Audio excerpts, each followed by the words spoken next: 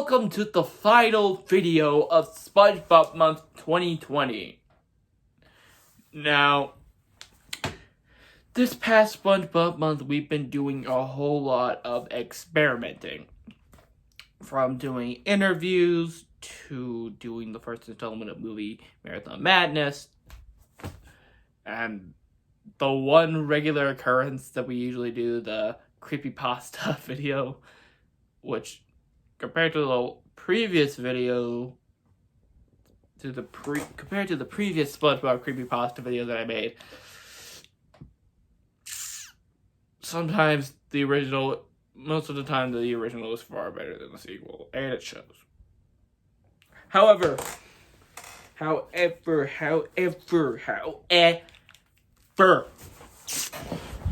we still have one more episode of Toon Talk for Spongebob month. And it is another experiment. Because, once again, we are doing something that we have never done before. And in case you couldn't tell by the title of the video and the little introduction, I'm revealing my very first video game. And I just turned on the Switch. Now, keep in mind, this is not the first ever game that I've ever played. This is just the first time I've ever given a flat-out review of a video game. I mean, sure, I did review a Kingdom Hearts key back cover, but those were just the cutscenes, and it was pretty much like reviewing an animated movie. Now, this is my first time reviewing a flat-out video game. And to tell you the truth, I haven't beaten the game yet because I had to get to a stopping point so I could make this video. And considering the fact that I didn't really get the chance to play the game in the last couple days, my initial goal was to do one level a day, and by the time I got to the third level, my life got in the way and it sucked.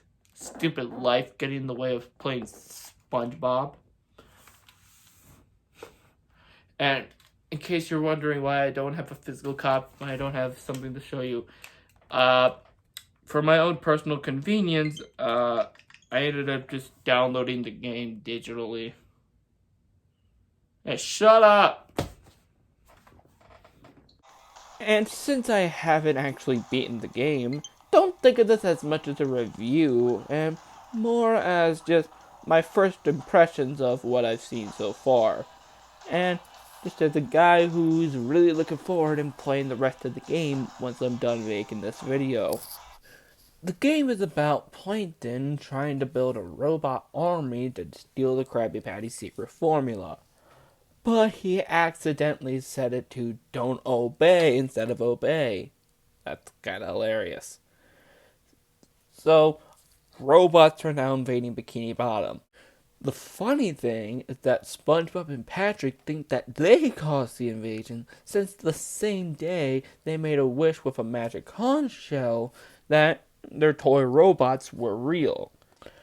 So then you must protect Bikini Bottom from the robots that invaded it already back in 2003.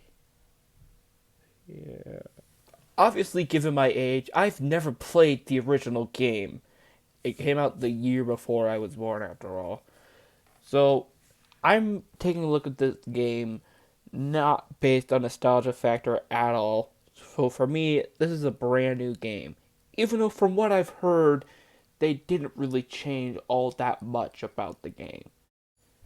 This was obviously made in response to the big boom in revivals of 3D platformers, such as the Crash Bandicoot N. Sane trilogy, the Spyro Reignited trilogy, and the remake of Medieval. The area around Spongebob House sort of serves as the main hub world for where you can meet up with characters and exchange objects for golden spatulas and stuff like that. Apparently, it's also where Mr. Krabs gets a shiny new voice. SpongeBob, this flapping robot crisis is making the Krusty Krab lose money like a sinking ship. Speaking of Mr. Krabs, You can trade your shiny objects, which look like flowers in this world, for exchange for a golden spatula.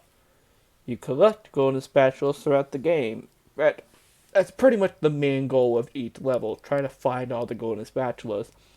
Another goal throughout the entire game is to try and find Patrick's lost socks. Nice. And as for the levels, first you have Jellyfish Fields, which is very fun and very relaxing. You know, when you're not murdering a bunch of freaking robots. SpongeBob has a body count! When you play the Nintendo Switch version and that Spongebob, you could do the typical press A to jump. You could press X to, do a very special bubble thing, which is great for getting enemies up above. And you could do the same thing when you press X and press B to do a bit of a body slam. And you could press Y to have a bit of a bubble sword.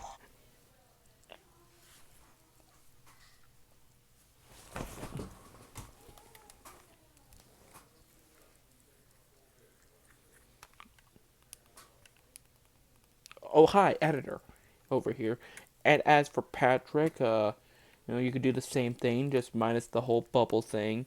And instead of the bubble wand sword, body, you get. And for Sandy, it's also the same thing, except you lasso. She uses a lasso.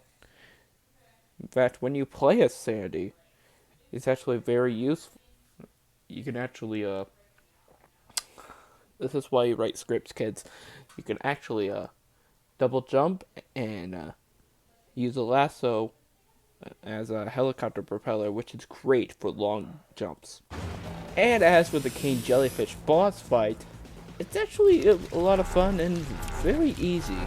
I mean, to be fair, it is the first boss, but, it's still a relatively fun boss for the first boss of the game. Then there's Downtown Bikini Bottom, which, for the majority of this level, it's actually incredibly useful to play as Sandy. Mainly for the big gaps, since, with her lasso ability, it's quite useful in that situation. Because when you try to do it as SpongeBob, yeah, you'll be dead. And since you play as Sandy, there's a lot of fun platforming in this specific level. I'd say this would have to be the best so far in terms of platforming. But then again, I've only played 3 levels. Well, technically 2.5, but we'll get to that when we get to that. Oh, and there's also this really fun challenge extra bit where you do many different floors and defeat these robot machines for a pair of socks and a golden spatula. Oh, and there's also this weird bit at the end where you head to a crashed plane, and you break a bunch of boxes, and Mr. Krabs gives you a golden spatula. Yeah. Weird. Overall, Downtown Bikini Bottom is actually a very fun level. Probably my favorite. And then there's Goo Lagoon, which is the only one of these 3 levels that I have not beaten yet. Mainly because of personal life stuff and the fact that I had to make this video. But I have had quite a lot of fun with it so far. It has that fun tropical feel that the Goo Lagoon episodes usually have. And there's actually quite a lot of fun side quests in this particular level, such as having to turn on a bunch of lights at the lifeguard tower for Larry, to Mrs. Puff having you save a bunch of children who were hanging from balloons, and many more. Honestly, this level's a whole lot of fun. Plus, this bit makes me laugh. So, what are you supposed to be? I'm a starfish. What are you? I'm a figment of SpongeBob's imagination. Oh, that makes sense. That's some sweet inconsistency.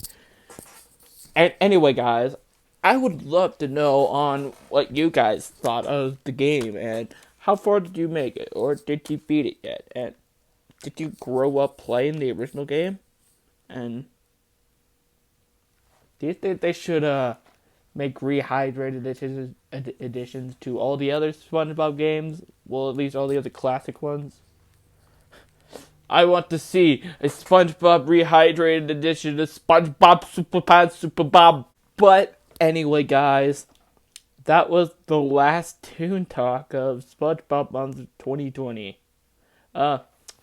Definitely wasn't as popular as last year's, but regardless of the fact, I still had a blast making all these SpongeBob related videos, and I'm really looking forward to next year, which will be happening the month Sponge on the Run is supposed to come out, which we still don't have a release date, so next year's SpongeBob month is out in the open, so...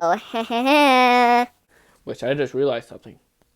The third SpongeBob month is the same year as the third SpongeBob movie. It's a sign! But anyway, guys, that is all for this video. Be sure to like, comment, and subscribe. Ring the bell to be notified when I make more videos like this.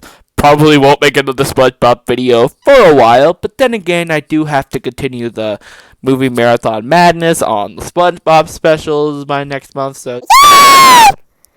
And aside from that, don't expect that much SpongeBob content from now till the next SpongeBob month. I'm sorry that I'm messing with the tripod right now. Blame the cat. The cat did it. Anyway, guys, hope you enjoyed SpongeBob month, and I'll see you next year. But come back every week for a new Toon Talk, please. Please. Please, I need the views!